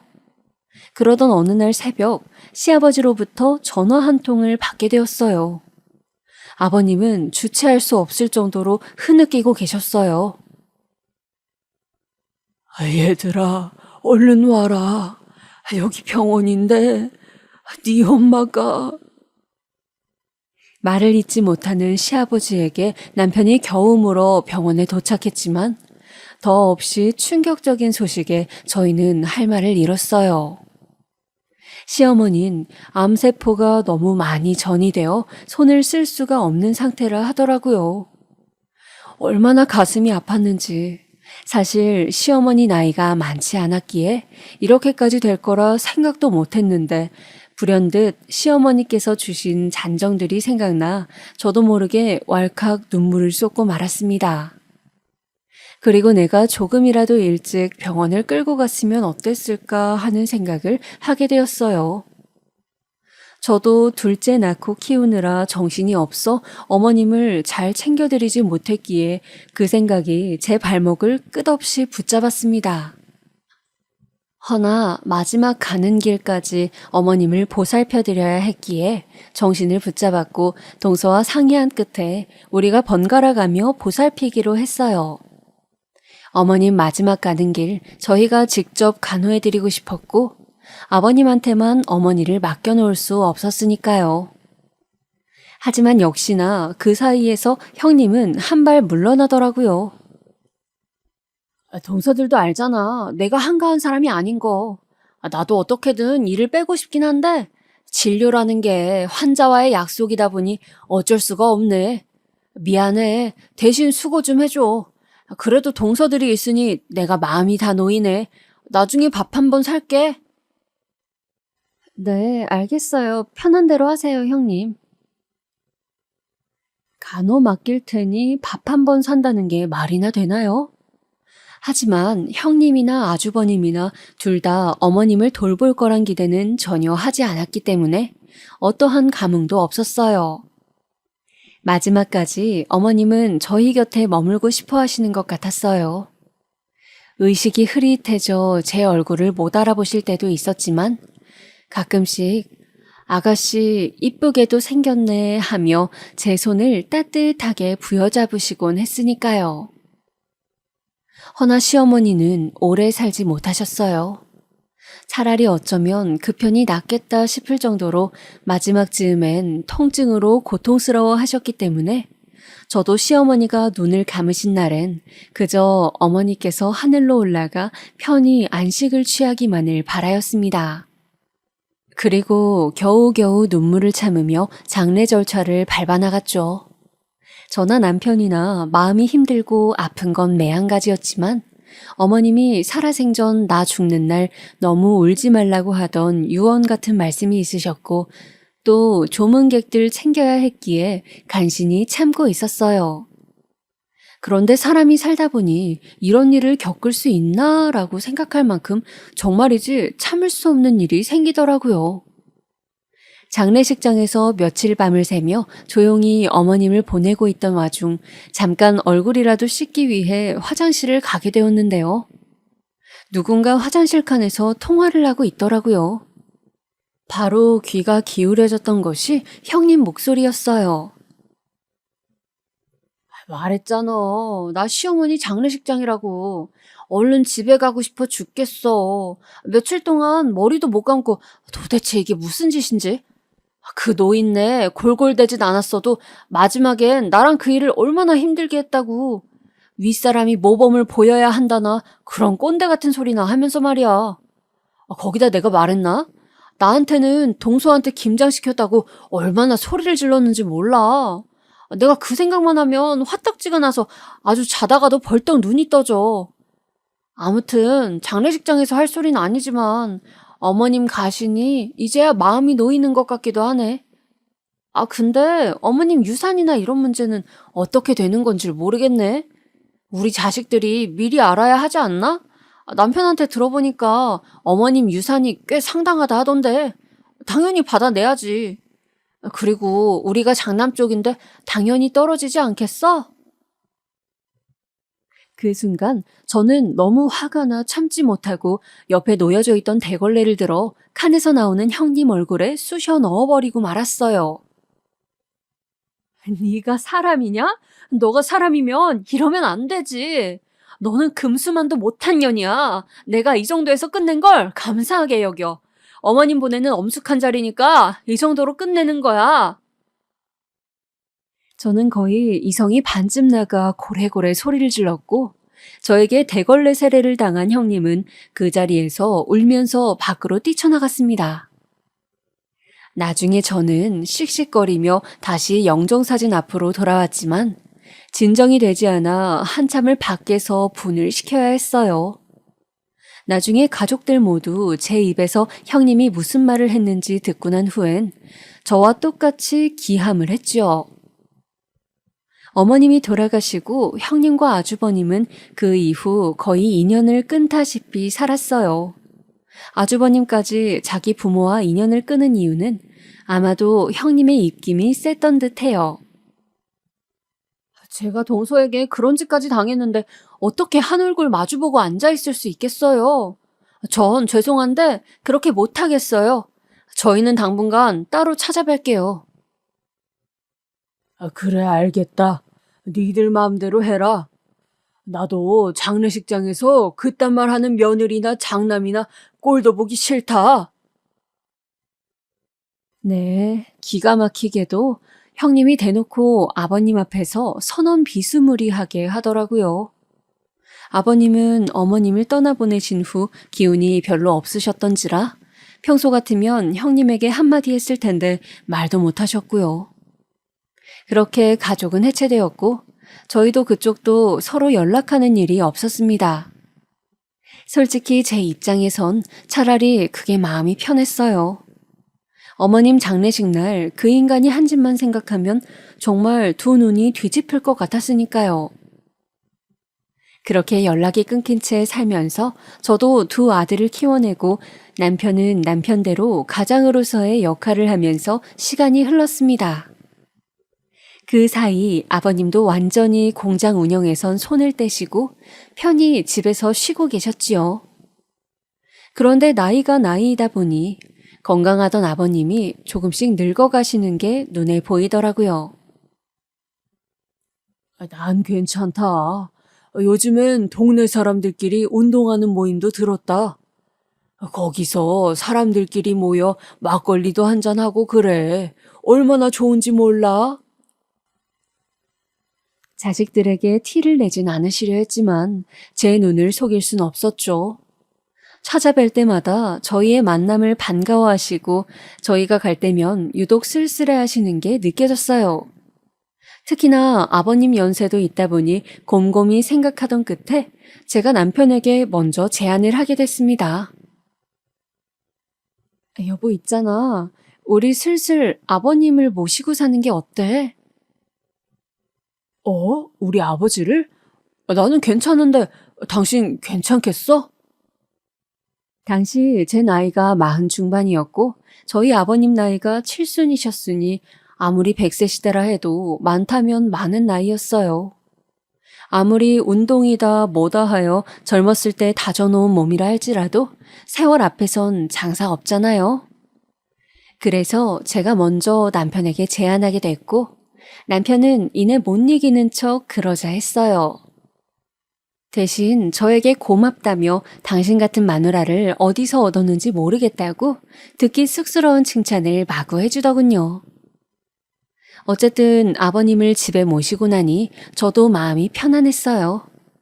다른 사람들은 시부모 모시고 살면 힘들지 않냐 하는데 사실 저희 아버님 평상시에도 부지런하셔서 굉장히 집안일도 잘 도와주시고 밥도 알아서 다 차려 먹는 스타일이시거든요.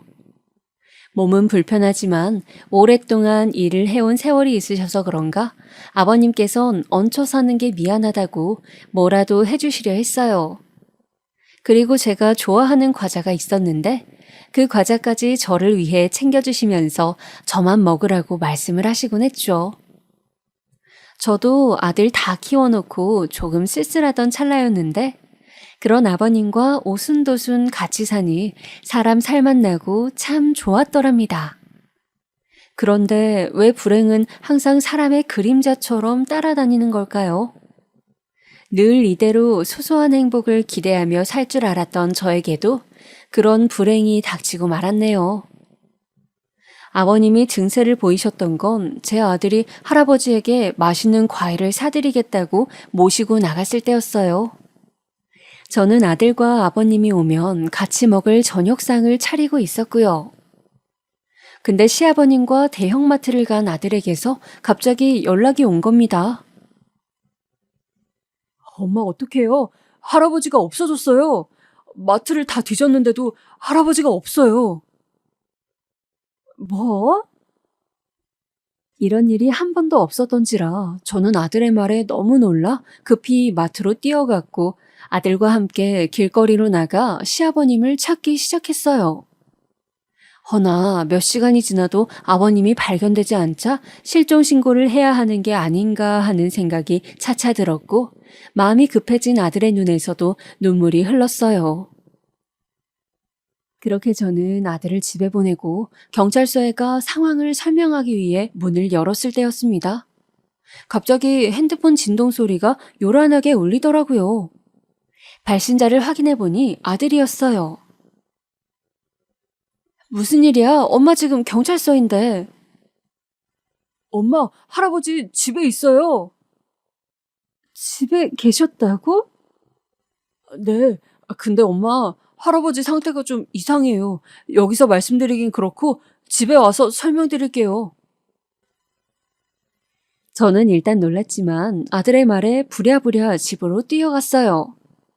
가보니 시아버님이 아무렇지도 않은 얼굴로 제가 차려놓은 저녁상을 드시고 계시더라고요. 애미 왔냐? 아버님, 이게 어떻게 된 일이세요? 갑자기 사라지셔서 너무 놀랐잖아요. 대체 어딜 가 있으셨던 거예요? 전화도 안 받으시고. 그게 아까 석진이도 똑같은 얘기를 하던데 나는 도통 무슨 소리인지 모르겠구나.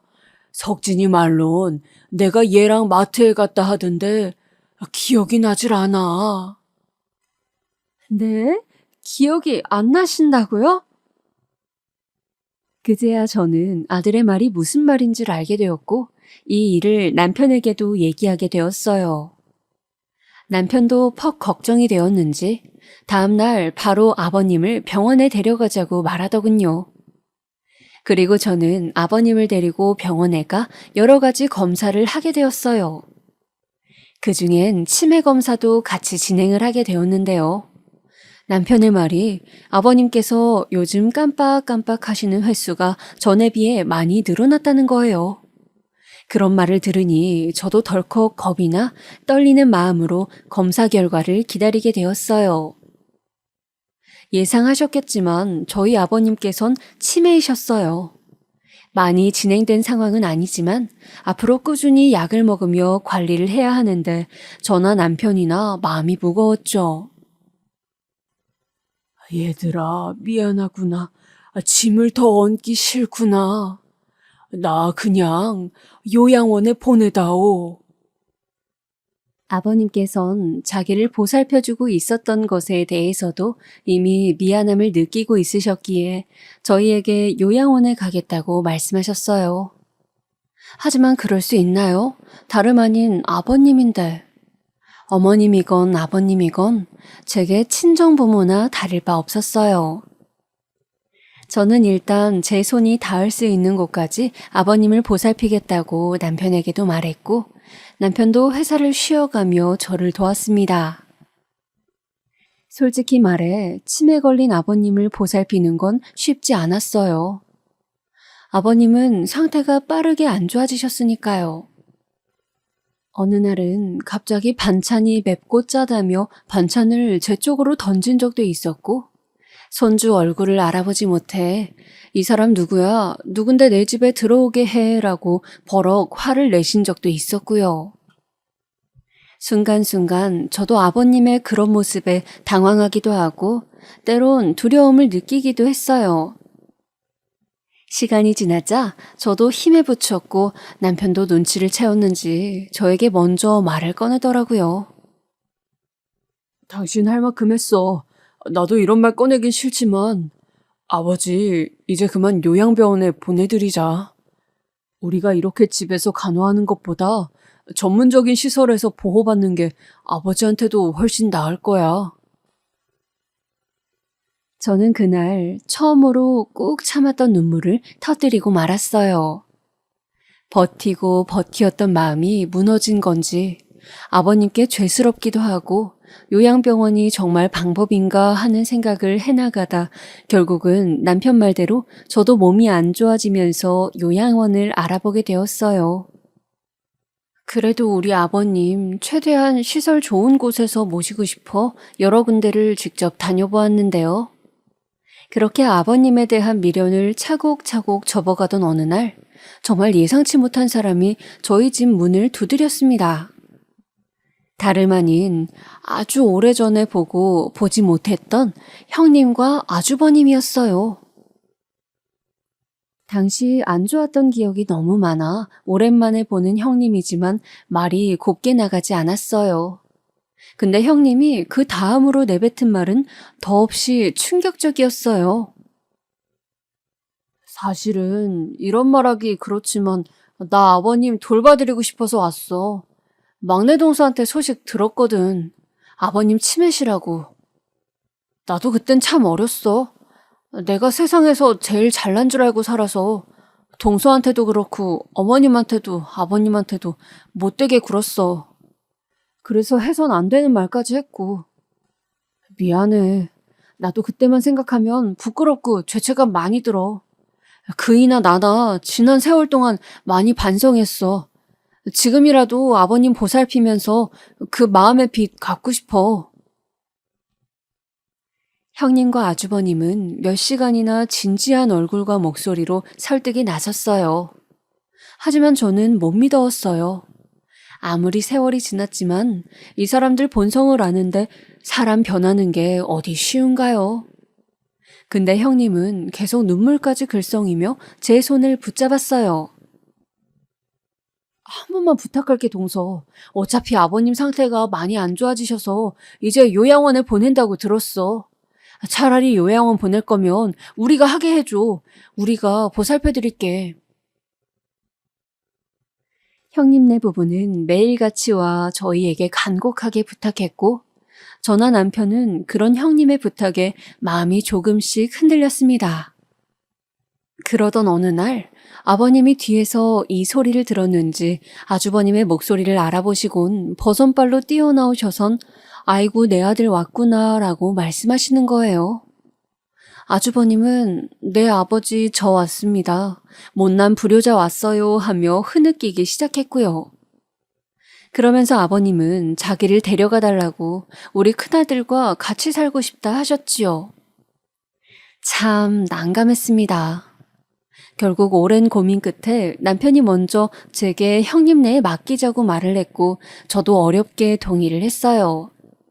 대신 저는 일주일에 한 번씩 형님네 집을 방문해 아버님 상태를 확인하기로 했어요. 아, 동서 왔어?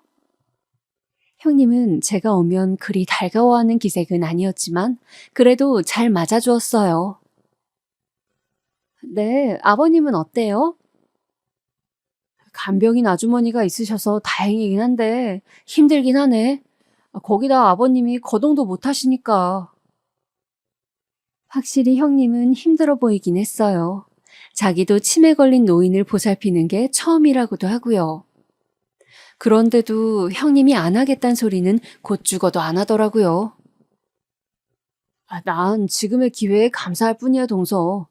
나한테 맡겨줘서 고마워. 내가 정성을 다해 돌볼게. 라고 말할 뿐이었어요. 그러다 갑작스럽게 아버님의 부고 소식을 듣게 되었어요. 동서, 큰일 났어. 얼른 병원으로 와. 글쎄, 아버님이... 새벽에 전화 벨 소리는 왜 이리 늘 무서운 걸까요? 저는 이날 이후 무서움 때문에 밤에는 전화벨을 꼭 꺼놓고 자게 되었습니다. 형님의 말에 허겁지겁 병원으로 달려갔지만 아버님은 이미 숨을 거둔 후더라고요. 마지막 임종조차 지켜보지 못했다는 사실에 너무도 가슴이 아파왔어요. 시어머니에 이어 이젠 아버님까지 보살펴드리긴 했지만 잠깐이나마 아버님과 같이 살았던 세월에 이미 정을 너무 많이 느낀 건지 가슴이 찢어지도록 아파오더라고요. 형님과 아주버님 역시 자신들이 최선을 다하지 못한 것 같다며 미안하다고 오열을 했습니다. 하지만 슬픔도 잠시 장례를 치러야 했기에 이번에도 저희 가족은 마음을 다잡고 서로를 부둥부둥 안으며 절차를 밟아나갔어요. 그런데 갑자기 모든 과정이 끝나자 한 사람이, 아니 두 사람이 싹 돌변을 하더라고요. 다들 아시겠지만 마지막 한 달 아버님 곁에 있었던 건 저희였고 아버님께서도 저희에게 유산을 물려주겠다고 서명을 하셨어요. 유산이요? 무슨 유산이요? 아버님 유산 말이야. 그거 나 줘야지. 다들 동의하시죠? 그러면서 형님이 내민 건 아버님의 손글씨가 적힌 종이었는데 내용을 보니 유산을 모두 형님네에게 준다는 내용이더라고요. 녹취록도 있다면서 그걸 들려주는데 정말이지 도돌이표 같은 상황이었어요. 이 사람들 목표가 결국 이거였구나 라는 생각에 저도 남편도 화가 머리끝까지 치솟았어요. 이 짐승 같지도 않은 것들 뺨을 한 대씩 치고 싶었습니다. 막내 동서와 서방님도 이건 경우가 아니라 생각했는지 그럴 수 없다며 형님네에게 쏘아붙이려 했죠. 근데 제가 막아섰어요. 네, 유산 상속 받으세요, 형님. 그래? 정말이야? 네, 아버님께서도 저희에게 생전 형님에게 유산을 전액 다 드리고 싶다고 말씀하셨거든요. 세상에, 그랬어? 어머, 이게 무슨 일이야? 나 병원 하나 차릴 수 있겠어, 여보? 아, 너무 좋아라. 제가 순순히 그러라고 하자 두 것들은 제 앞에서 가증스럽게 뛸 듯이 좋아라 하더라고요. 구역질이 치밀어 올랐지만 저는 이미 이 일이 어떻게 흘러갈지 알고 있었기 때문에 잠자코 가만히 기다리고 있었습니다. 남편 역시 화를 꾹 참고 두 사람을 노려볼 뿐이었죠. 역시나 며칠 후 형님에게서 전화가 걸려왔어요. 동서 미쳤어? 아버님 빚이 이렇게나 많이 있는데 자그마치 25억인데 이걸 지금 나보고 상속받으라고 한 거야? 왜요? 아버님께서 손수 말씀하셨다면서요. 그러면 형님께서 가져가셔야죠. 기가 막혀? 그 성정 어디 안 갔더군요. 형님은 전화기에 대놓고 저에게 욕지거리를 퍼부었고 저는 그날 바로 형님을 불러 카페에 앉힌 후 뜨거운 커피를 얼굴에 끼얹어 주었어요. 네가 뜨거운 맛을 봐야 정신을 차리지? 어디 몇십 년 만에 집안에 기어들어와 또 돈 욕심을 부리고 앉아있어. 너 아주 연기 잘하더라? 네 연기에 나도 속을 뻔했어. 근데 이건 몰랐지? 아버님 마지막에 공장 그만두시면서 친구분 말 믿고 투자한 사업이 쫄딱 망해서 빚이 산더미였어. 거기다 우리 아들이 선견지명에 있었지. 니들이 아버님을 어떻게 대했나 궁금해서 몰래 CCTV까지 방에 설치해두었다 하더라고. 아버님께 녹취 강요하고 서명까지 받아냈으니 오늘 그거 경찰에 넘겨 니들이 한 짓 싸그리 다 벌받게 할 거야. 잠깐만 동서. 형님은 그제야 저에게 절절기며 빌기 시작했어요. 나중에 이야기를 들은 아주버님까지 카페로 찾아와 저에게 경찰에 신고만은 제발 하지 말아달라고 그러더라고요. 하지만 저희는 철회하지 않았고 그대로 증거물을 경찰서로 가져갔습니다. 역시나 CCTV에는 아주버님과 형님이 소리까지 지르시며 아버님을 협박하는 장면이 고스란히 찍혀 있었고 지금 두 것들은 그에 따른 정당한 벌을 받고 있습니다. 인과응보이죠. 돈을 탐냈다가 결국 저들이 당하고만 그런 인과응보요. 사실 마지막 한 달에 그것들을 믿고 아버님을 맡겼다는 사실이 후회가 되어 요즘도 밤잠을 잘 이루지 못하고 있어요. 한없이 죄송스럽고 자식으로서 도리를 다하지 못한 것 같아서 말입니다. 허나 기특하게도 우리 아들이 설치해둔 CCTV로 저것들이 벌은받았으니 아버님께서도 편히 눈 감으시고 어머님과 이젠 그저 평화롭게 하늘에서 안식을 취하고 계시기를 바라는 마음입니다. 마지막으로 이 말을 전하며 사연을 끝낼게요. 아버님, 사랑하고 또 사랑합니다. 어머님과 부디 행복하게 지내고 계세요.